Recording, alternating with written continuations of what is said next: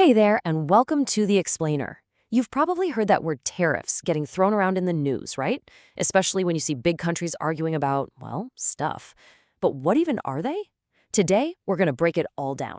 What tariffs are, why they cause so much drama, and most importantly, what it all means for us here in Singapore. Let's get right into it. So let me ask you this. You've been saving up for weeks for a new phone, maybe the latest game console, and then boom, the price just jumps. You're thinking, what's going on? Well, a big reason for that surprise price hike could be something called a tariff. I know, it sounds like a boring economic thing, but trust me, it can totally affect the price of the things you really want. Okay, to really get what a tariff is, we're going to make it super simple. Let's forget about all the complicated global stuff for a second. We're just going to talk about bread. Yeah, a simple loaf of bread. So, at its heart, a tariff is really just a tax, but it's a special kind of tax. It's one that a government charges on stuff that gets brought in or imported from another country. You can almost think of it like an entry fee that products have to pay to enter a country. All right, let's get back to our bread example. Imagine a bakery in another country can make an awesome loaf of bread and sell it for just $1. That's a pretty sweet deal, right? So people in your country start buying it up. Now your country's government sees this happening, and they start to worry because the local bakeries sell their bread for $3, and they just can't compete with that $1 loaf. So to help out the local guys, the government decides to add a $3 tariff onto every single loaf of that imported bread. So what happens next? Well, you do the math. That $1 imported loaf now has a $3 tax slapped on top of it. So all of a sudden, its price tag in the store is $4. And just like that, the local $3 bread is now the cheaper option. And that right there is the #1 goal of a tariff, to make imported things more expensive so that people are more likely to buy the stuff that's made right in their own country. So helping local businesses sounds pretty good, doesn't it? But, well, it's not quite that simple. See, tariffs are one of the most argued about things in economics, because for every good thing they do, there's often a not-so-good side effect. Let's take a look at the good versus the bad. So, as you can see, it's a real balancing act. On one side, sure, tariffs can protect local jobs and even make some money for the government. But then you look at the other side, and you see that consumers, people like you and me, end up paying higher prices. It can also really hurt local businesses that need to import parts to make their own stuff. And this is a big one. It can seriously mess up friendships between countries.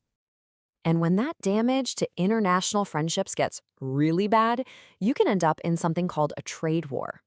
To get what that means, let's leave the bread behind and visit a couple of new imaginary places. Okay, so meet Cookie Land, which, you guessed it, makes the most amazing cookies. And right next door is Pieland, famous for its incredible pies. For years, these two have been trading happily. The people in Cookie Land love Pieland's pies, and the folks in Pieland are obsessed with Cookie Land's cookies. It's a win-win. Everybody's happy.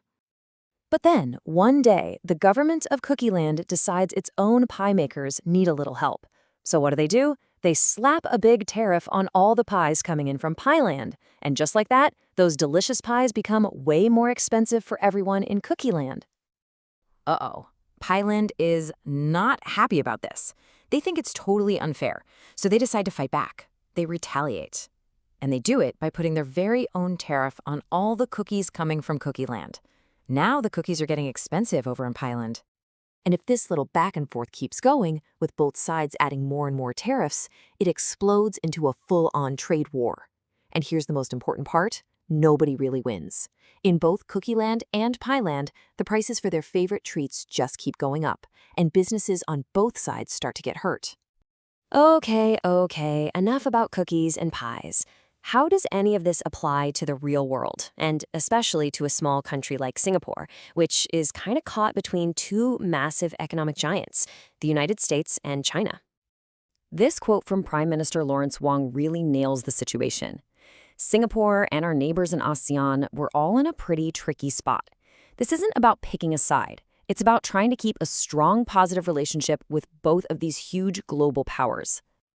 And why does this matter so much? Because some of Singapore's most important exports are right in the middle of these trade tensions.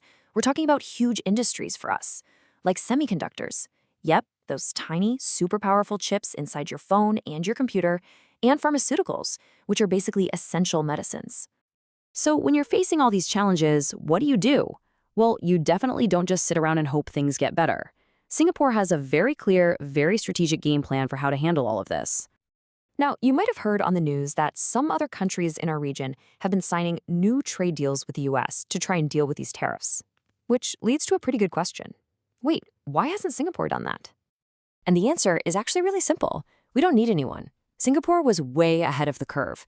We already have a really strong free trade agreement, or FTA, with the United States. You can think of an FTA like a special deal that lets countries trade with each other with super low or sometimes even zero tariffs.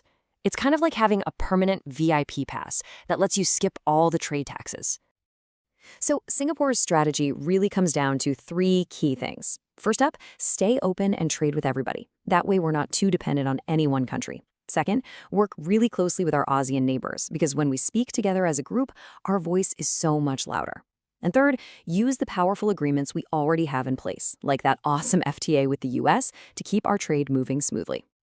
So the big thing to take away from all this is that, yeah, global trade wars and tariffs create a really challenging, really unpredictable world. But Singapore isn't just getting tossed around by the waves. There is a clear, calm, and really smart plan in place to protect our country. And that kind of leaves us with one last thing to think about.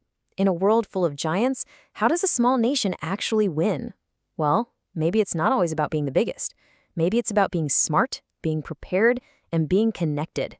Thanks for joining us on The Explainer.